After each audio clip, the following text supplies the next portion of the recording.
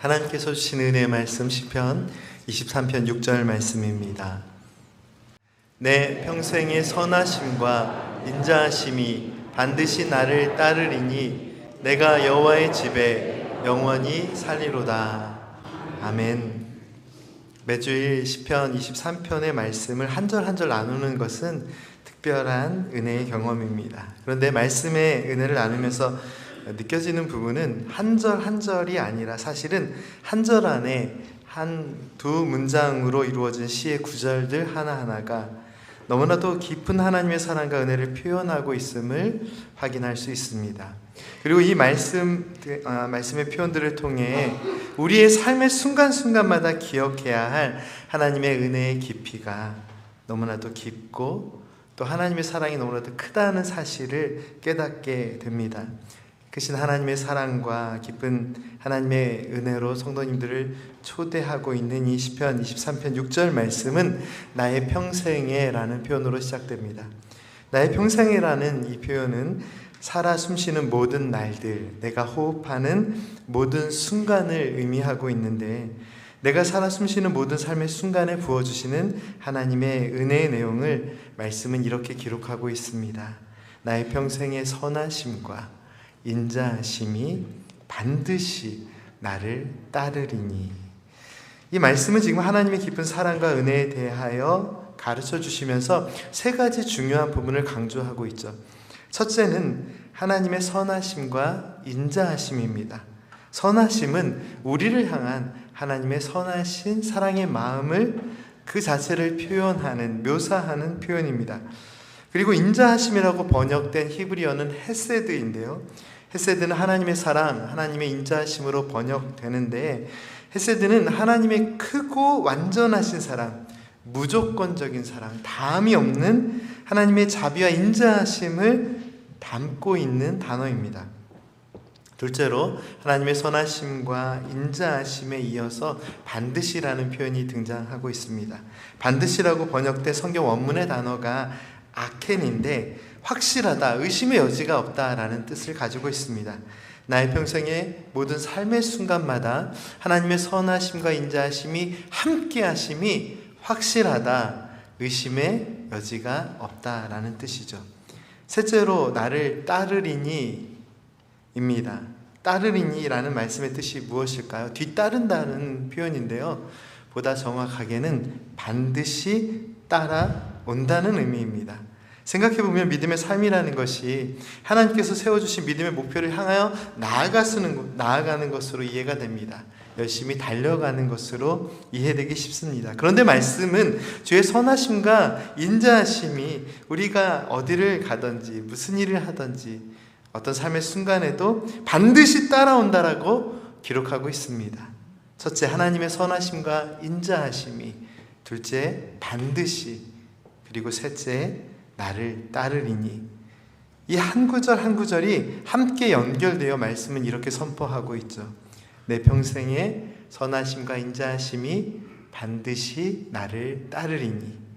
이 말씀을 이해하는 데 큰 도움이 되는 모습이 하나 있는데요. 어린아이를 돌보는 부모님의 사랑의 마음, 사랑의 모습입니다. 한번 생각해 볼까요?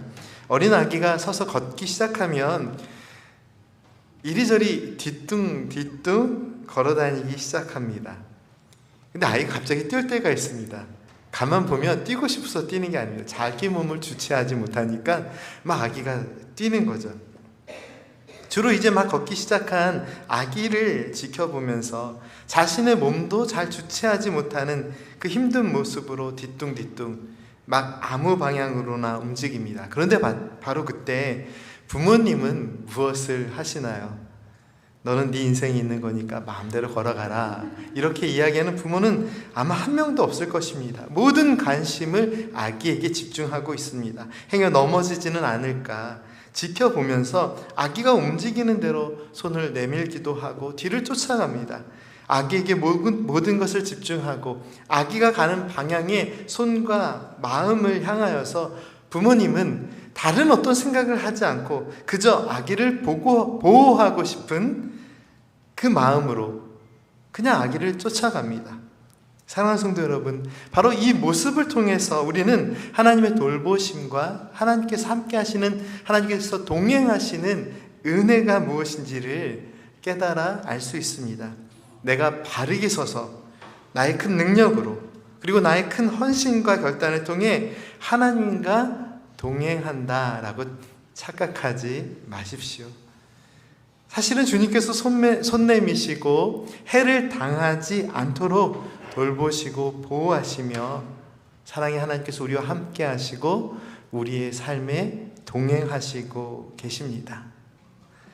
그렇기 때문에 하나님께서 동행하시는 것이 은혜 그 자체일 수밖에 없는 거죠. 사랑하는 성도 여러분, 주의 선하심과 인자하심이 성도님들의 삶 속에 반드시 함께 하심을 믿으십시오. 그리고 그 믿음 안에서 우리가 경험하게 될 형통함과 복의 내용이 무엇입니까? 오늘 다윗의 고백을 통해서 우리에게 들려주시는 하나님의 은혜의 말씀에 귀를 기울여 보십시오. 6절 말씀 다시 한번 읽겠습니다. 내 평생의 선하심과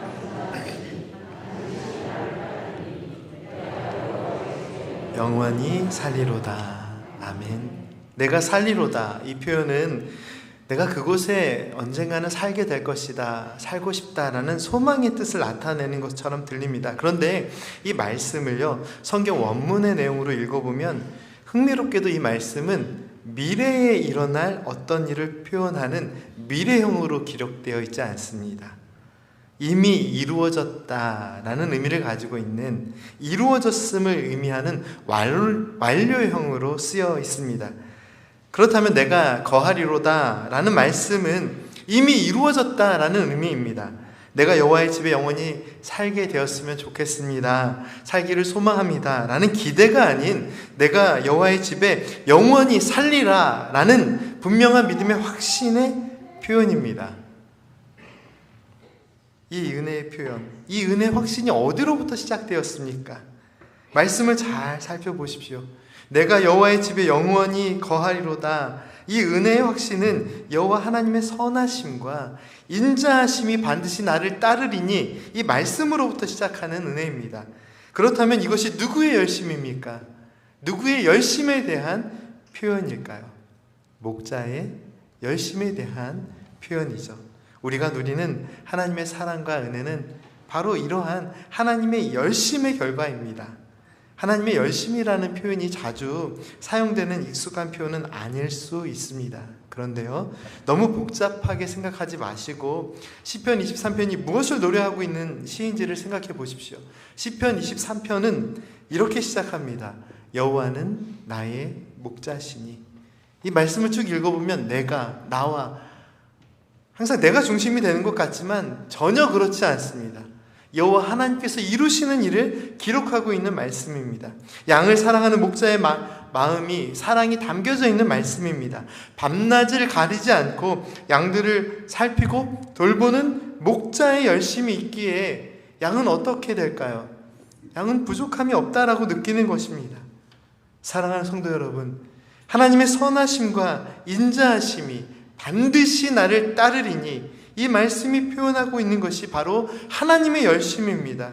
양들을 돌보는 목자의 열심처럼 나를 살리시고 구원하시기 원하시는 하나님의 열심이 우리를 영원한 은혜의 자리로 이끌어 주시는 것입니다. 인간의 열심을 표현하는 단어들이 참 많이 있는데요, 그 중에서 영어 단어 패션이라는 말이 있죠. 패션, 열정을 의미하는 단어입니다. 이 패션이라는 단어를 영어 사전이 어떻게 설명하고 있는지를 참고해 보면 열정, 욕망, 격정 이렇게 설명합니다. 격정이라는 말이 무엇일까요? 갑작스럽고 강렬하여 마음이 막 뜨거운데 누를 수 없는 감정을 격정이라고 표현합니다.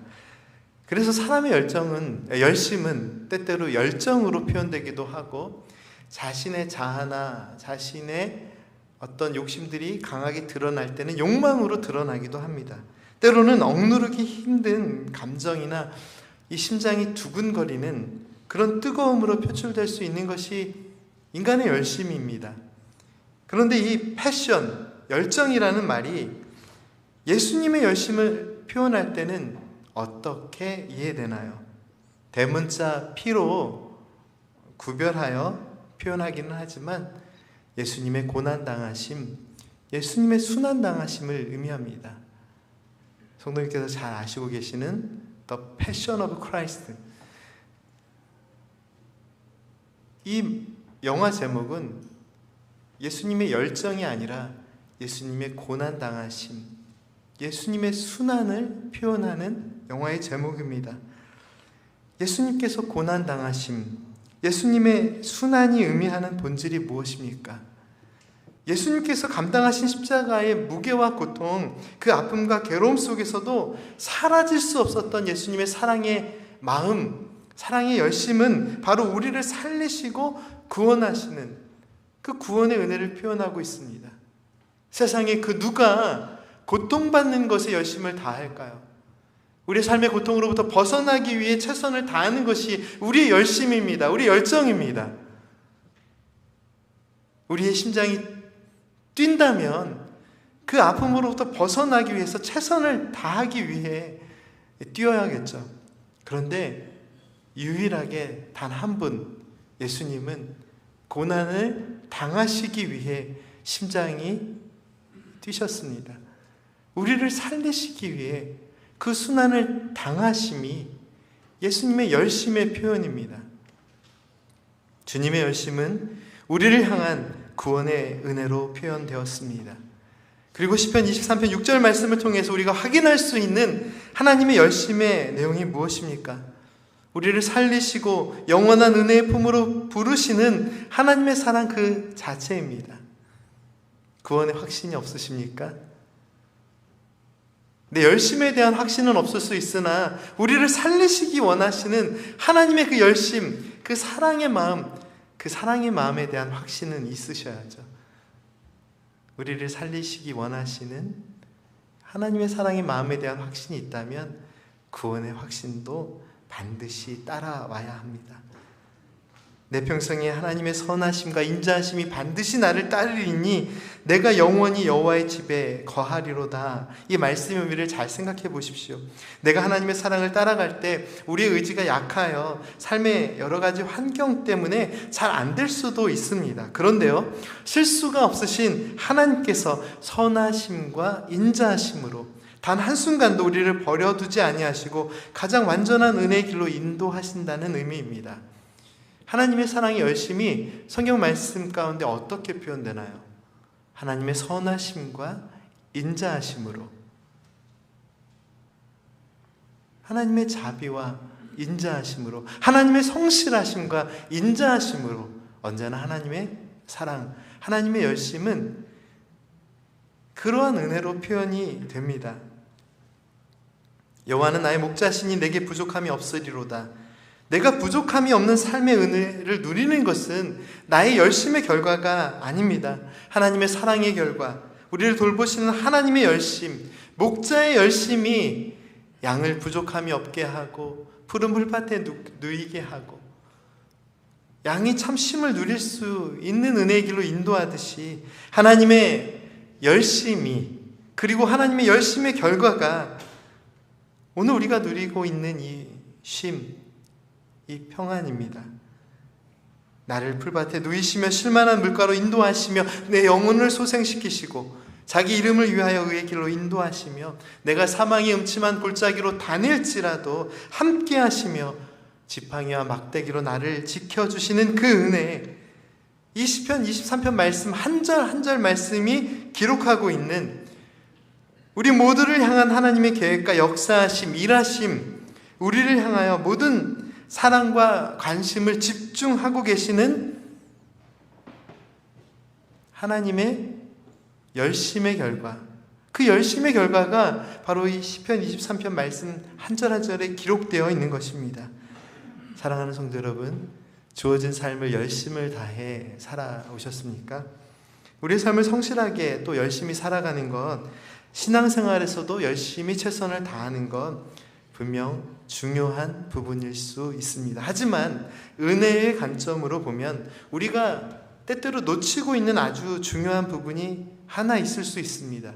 그것이 무엇이냐면 바로 양들을 돌보는 목자의 열심처럼 우리의 삶에 함께 하시며 우리의 문제를 아시고 돌보시고 지키시고 그 문제 속에서도 여전히 우리를 사랑하시는 하나님의 열심입니다. 우리가 선교를 이해할 때 가장 중요한 개념이 바로 미시오 데이라는 말입니다. 하나님의 선교라는 뜻을 가진 라틴어 표현입니다. 선교의 가장 기본적인 이해가 무엇이냐? 바로 하나님의 선교라는 것이죠. 하나님의 선교가 무엇을 뜻할까요? 하나님의 뜻, 하나님의 방법, 하나님의 인도하심, 하나님의 영광, 하나님의 사랑과 은혜, 그 모든 것이 집중되어 있는, 즉 하나님의 열심이 표현되는 것이 선교의 핵심입니다. 나의 선교, 우리의 선교, 나의 계획이 아니라 참된 선교는 죄인을 용서하시고 구원하시기 원하시는 하나님의 선교로부터 시작되고 하나님의 뜻이 이루어지는 선교에 참여하는 것이 되어야 합니다. 이 땅에서 우리가 실천해야 할 선교의 모습이 하나님의 선교에 집중되어야 하듯이 오늘 우리가 살아가는 삶의 모든 삶의 이야기, 또 우리의 봉사와 헌신의 이야기들은 무엇에 집중되어야 할까요? 하나님의 선교의 중심이신 하나님의 열심과 같이 우리의 열심이 아니라 우리의 모든 열심은 하나님의 열심에 대한 기대와 순종이 되어야 합니다. 우리 성도님들께서 교회에 오셔서 열심히 봉사하시고 애쓰시고 계시잖아요. 너무 감사합니다. 그 봉사 없이는 참 어려울 것 같아요.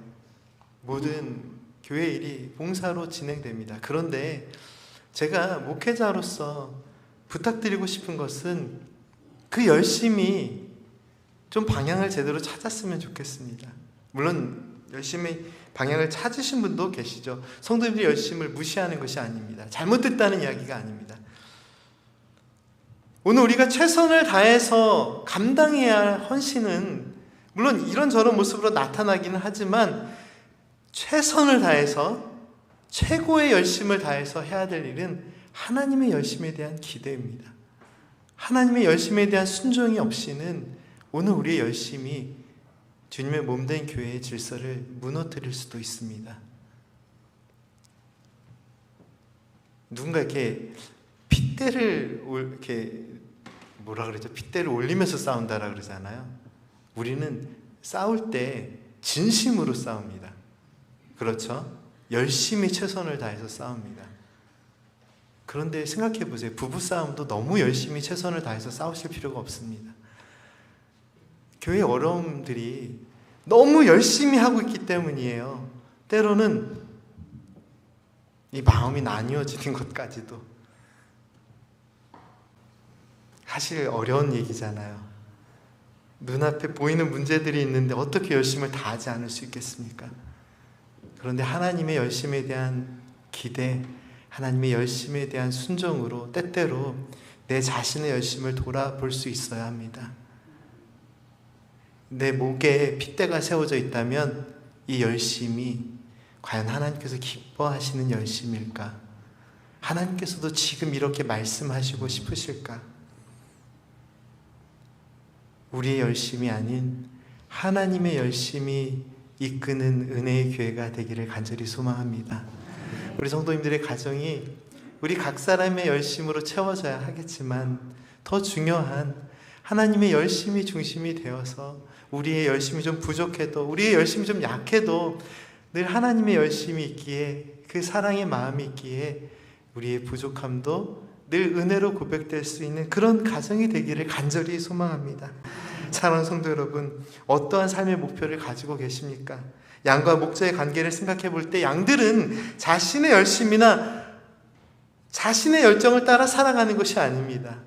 양들은 목자의 열정을 따라 살아갈 때 가장 행복한 것이죠. 푸른 풀밭과 쉴만한 물가, 이 따뜻한 여름날 목자가 양들을 그 길로 인도합니다. 그런데 비바람이 거세지고 또 폭풍과 내리는 여러 날들을 경험하면서 양들이 그리워하는 것이 있습니다. 무엇일까요? 목자의 집을 그리워한다고 합니다. 점점 날씨가 쌀쌀해지면 목자의 집으로 돌아가고 싶은 마음이 생긴다고 합니다. 그런데 양들의 열심으로 목자의 집으로 돌아갈 수 있는 것이 아닙니다. 오직 이 양들을 돌보고 살찌우고 건강하게 지켜주고, 그리고 때가 되면 이제 집으로 돌아가자라고 하는 목자의 열심이 양들을 이끄는 것이죠. 여호와의 선하심과 인자하심이 반드시 나를 따르리니 내가 여호와의 집에 영원히 거하리로다. 이 말씀이 보여주는 믿음의 삶은 아주 분명합니다. 우리를 사랑하시고 돌보시는 하나님의 열심에 대한 기대와 순종, 하나님의 열심이 이끄는 은혜의 삶, 하나님의 사랑의 열심은 우리를 여호와의 집에 거하게 하신다라고 기록하고 있는데, 집이 무엇일까요? 함께 거주하는 곳입니다. 함께 삶을 누리며 살아가는 장소입니다. 그렇기에 하나님의 집은 하나님께서 나와 함께 하시고 나를 돌보시고 기쁨과 평강으로 채워주시는 은혜의 자리입니다. 푸른 풀밭과 쉴만한 물가도 우리가 쉬고 안식할 만한 곳이지만, 우리가 영원히 안식하고 쉬어야 하는 것은 오직 주님의 품이 되어야 하는 것이죠. 양들이 좀 시끄럽네요 오늘. 하나님의 집은 하나님께서 나를 돌보시고 지켜주시는 은혜의 자리입니다. 사랑하는 성도 여러분, 하나님의 열심을 따라 살아갈 때 믿음의 삶에 남겨진 은혜가 무엇일까요? 그런데 여기에도 한 가지 함정은 있습니다. 집일까요? 무엇이 남아있는 것입니다. 남아있는 것일까요? 수많은 성도님들이 시편 23편 말씀을 참 좋아하시죠. 그래서 이 말씀 한 절 한 절을 매 주마다 나누는 것도 그냥 은혜가 되는 것이 아닐까 생각합니다. 그런데 이 시를 통해서 우리가 만나게 되는 은혜가 무엇인가요? 푸른 풀밭이 있고 어디로 가면 쉴만한 물가가 있구나, 이런 깨달음을 얻는 것입니까? 내 잔이 넘치고 있구나. 물론 이런 은혜들을 계속해서 알려줍니다. 내가 영원히 쉼을 누릴 수 있는 집이 있다? 이 얼마나 행복한 것입니까? 그런데 푸른 풀밭도 쉴만한 물가도 원수의 앞에서 펼쳐진 베풀어진 은혜의 상도 이 시편 23편 말씀의 중심은 아닙니다. 왜 그런지 아시나요? 양이 목자를 잃어버리면 그 어떤 행복도 의미가 없습니다. 푸른 풀밭과 쉴만한 물가가 있는데 목자를 잃어버렸다? 아무 의미가 없는 것입니다. 사랑하는 성도 여러분, 우리가 늘 믿음 안에서 살아가는 것 같고 날마다 말씀의 은혜로 살아가는 것 같으면서도 왜 자꾸 이렇게 마음이 힘들고 어려운 순간들이 다가올까요? 시편 23편 말씀이 기록하고 있는 이 은혜와 매우 가까운 자리에 있는데도 순간순간 마음이 어려워지는 그런 순간들이 다가오는 이유가 무엇일까요? 목자 되신 여호와 하나님을 놓쳤기 때문입니다. 집도 푸른 풀밭도 쉴만한 물가도 나를 그곳에 인도하시는 여호와 하나님이 계시지 않으면 아무 의미가 없는 것입니다. 요한복음 10장 11절 말씀을 함께 읽겠습니다. 함께 읽겠습니다. 나는 선한 목자라. 선한 목자는 양들을 위하여 목숨을 버리거니와. 아멘. 선한 목자는 양들을 위해 목숨을 버린다라고 주님은 말씀하셨습니다. 그리고 정말 이 말씀처럼 우리를 살리시기 위해 주님께서는 십자가에 달리시고 우리를 위해 생명을 내어주셨습니다. 잃어버린 양을 찾은 목자의 심정으로 주님께서 우리를 위해 생명을 내어주셨습니다. 그런데 잃어버린 양을 찾으신 목자의 마음으로 우리를 보살피시는 하나님의 사랑을 우리가 이해할 때 아주 중요한 모습이 하나 있는데요. 이 그림이 좀 도움이 되셨으면 좋겠습니다. 목자가 잃어버린 양을 찾으면 어떻게 하는지 아시나요? 지쳐있는, 걸을 힘도 없는, 웅덩이에 빠져서 지쳐있는 이 양을 목에 감고 옵니다. 목자가 가장 좋아하는 것이 양털 목도리일까요? 아닙니다. 이게 얼마나 더러워진 양인지 모릅니다. 하루 종일 아니면 며칠 동안 굶주리고 더러워진 곳에서 털이 온몸이 더러워진 그 양을 목에 감고 있습니다. 그런데 겨울이면 좀 나을 것 같은데 여름이면 어떨까요? 뜨겁고 냄새가 나고 사랑이 없으면 할 수 없는 행동이죠.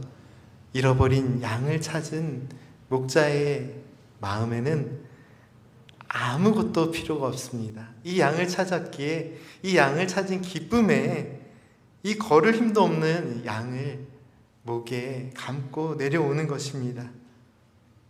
혹시 이 시편 23편 말씀이 기록하고 있는 모든 은혜가 나와 상관없는 이야기로 느껴지는 어두움과 절망의 자리에 있다 할지라도 푸른 풀밭과 실만한 물가, 우리는 늘 여기에 집중하잖아요. 그러나 그렇지 않습니다. 우리가 집중해야 할 단 한 분, 매일 읽고 외우는 시편 23편 이 말씀 늘 묵상해야 하는 말씀이지만 오늘 우리의 삶에 새롭게 쓰여주시는 시편 23편 말씀의 은혜를 놓치지 마십시오. 내 삶에 부어주시는 나의 삶의 시편 23편의 은혜가 과연 무엇입니까? 주님 놓치지 마시고 여호와 하나님만을 신뢰하며 선한 목자 되신 주님께서 우리의 삶에 더 깊고 새롭게 써주실 은혜의 삶을 기대하면서 오늘 우리에게 가르쳐 주신 이 믿음의 고백을 잊지 마십시오. 내 평생의 선하심과 인자하심이 반드시 나를 따르리니 내가 여호와의 집에 영원히 거하리로다. 함께 기도드리겠습니다. 사랑의 하나님, 갈 길을 알지 못하고 늘 헤매고 넘어지는 저희들의 삶 속에 목자와 같은 열심으로 하나님의 열심과 사랑으로 저희들을 지켜주심에 감사를 드립니다. 오늘 우리를 향한 하나님의 인도하심과 그 크신 사랑에 감사드리며 오직 하나님의 인도하심을 따라 살아가는 믿음의 길, 은혜의 길을 저희 앞에 열어 주시옵소서. 예수님의 이름으로 기도드립니다. 아멘.